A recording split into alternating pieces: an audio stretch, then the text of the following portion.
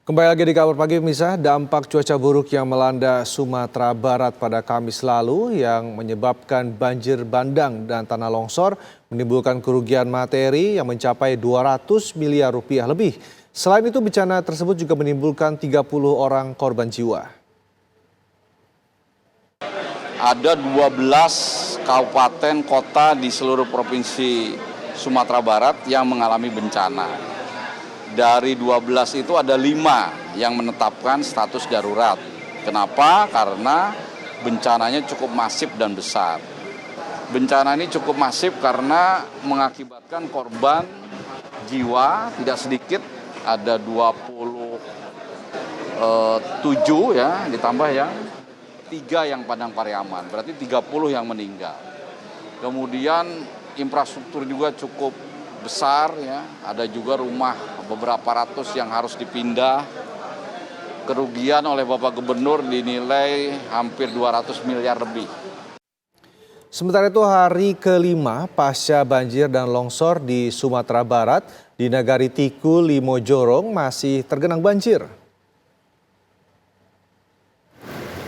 Banjir dengan ketinggian bervariasi itu memutus jalan menuju perkampungan tersebut.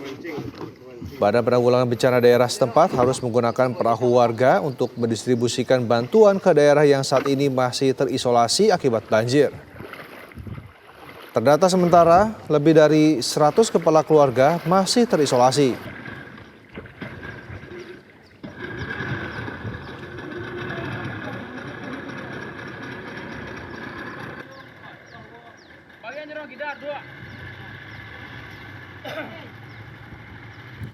Lalu bagaimana kondisi terkini longsor dan juga banjir di wilayah Sumatera Barat khususnya di daerah Agam?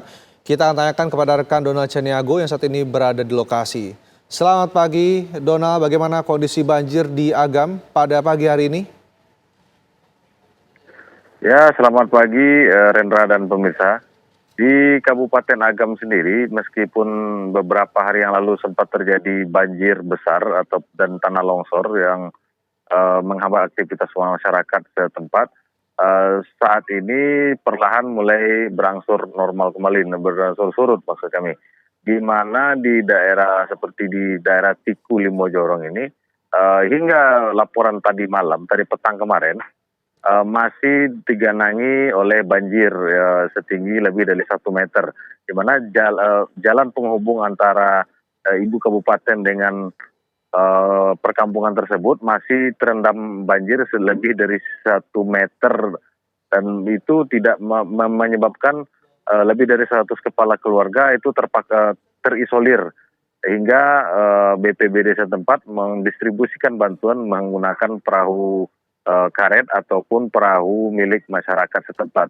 Dan dapat kami kabarkan juga seperti banjir yang terjadi 5 hari yang lalu yang sempat surut, kemudian terjadi lagi banjir susulan, dan saat ini rata-rata di daerah seperti di Kabupaten Pasaman, dan Kabupaten Pasaman Barat dan Kabupaten Agam, laporan yang terakhir kami terima sudah berangsur surut maksud kami. Meskipun demikian masih ada beberapa daerah yang akses jalannya terputus akibat terjangan banjir yang terjadi 5 hari yang lalu, seperti jalanan dan jembatan yang menghubungkan perkampungan tersebut, begitu Rendra. Baik, lalu mungkin selain yang terisolasi, apakah ada warga yang mengungsi akibat banjir dan juga longsor ini? Ya, untuk di Kabupaten Agam sendiri, beberapa warga memang sempat diungsikan, namun saat ini sudah kembali ke rumah masing-masing, karena yang menjadi concern pada peristiwa kali ini itu adalah terputusnya akses jalan. Jadi menyebabkan perkampungan tersebut terisolir oleh tidak adanya jalan darat yang bisa diakses oleh masyarakat setempat. Satu-satunya transportasi yang bisa digunakan hanyalah menggunakan perahu, dan itu tidak bisa secara merta membuat kelancaran arus masyarakat dengan barang-barang yang untuk dilakukan ke perkampungan tersebut. Begitu, karena terputusnya akses jalan, tingginya debit air, kemudian terputusnya jalan atau jembatan yang menghubungkan perkampungan mereka, begitu Rendra. Baik, Donald, kita ketahui saat ini kan sudah memasuki bulan puasa 1 Ramadan. Ini bagaimana dengan bantuan untuk warga yang terdampak, terutama untuk makan sahur? Tadi apakah sudah berhasil dipenuhi oleh pemerintah daerah setempat?